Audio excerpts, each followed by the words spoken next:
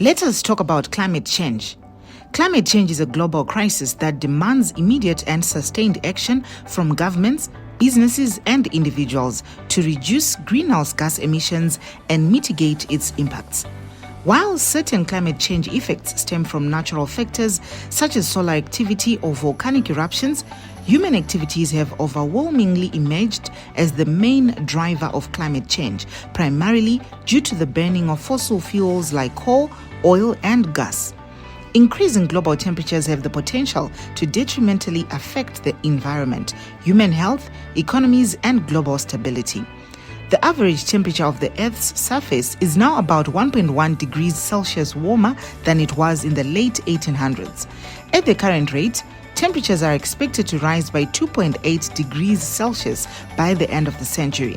Experts agree that limiting global temperature rise to no more than 1.5 degrees Celsius will help us avoid the worst climate impacts and maintain a livable climate. To combat climate change, multiple global frameworks and agreements have been established.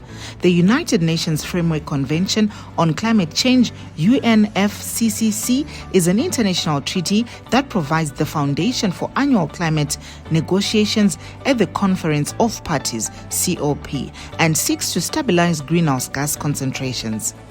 The Paris Agreement, a legally binding international treaty signed by 194 parties, that is 193 states, plus the European Union at COP21 in 2015, aims to limit the increase in global average temperature to below 2 degrees Celsius. The 17 Sustainable Development Goals are a call for action by all countries, poor, rich, and middle income, to promote prosperity while protecting the climate. Now, the Green Climate Fund is the world's largest climate fund. It was established in 2010 by the UNFCCC to support developing countries in their efforts to address climate change by providing financial resources to both mitigate greenhouse gas emissions and adapt to the impacts of climate change. The GCF plays a crucial role in helping developing countries transition to a sustainable, low-carbon, and climate-resilient future. It is an essential part of global efforts to combat climate change and support vulnerable communities mostly affected by its impacts. The Green Climate Fund plays a pivotal role in financing climate action initiatives across developing countries, including Zimbabwe, to promote sustainable environmental and social development. In Zimbabwe, the GCF is funding a project titled Building Climate Resilience of Vulnerable Agricultural Livelihoods in Southern Zimbabwe. The project aims to address climate impacts and build climate resilience and environmental sustainability of smallholder farmers in 3 semi-arid agroecological regions of southern Zimbabwe that include Manicaland, Masvingo, Chipinge, Gwanda, Chimanimani, and Insiza.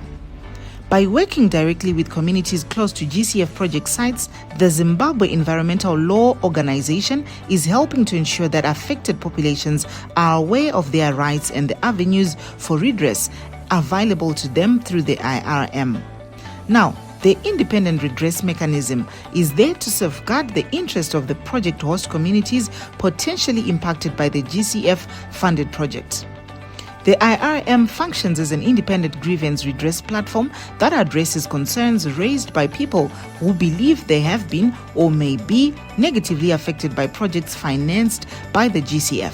Its mandate is to provide affected individuals and communities with access to fair, transparent, and effective recourse, thereby reinforcing accountability and bolstering the success of GCF projects. It operates under 5 core functions to provide redress and advance accountability at the Green Climate Fund. The IRM manages requests for reconsideration from developing countries concerning board decisions that have resulted in the denial of funding for a project or a program. To file a complaint, visit the IRM website, that is irm.greenclimate.fund, and click on File a Complaint.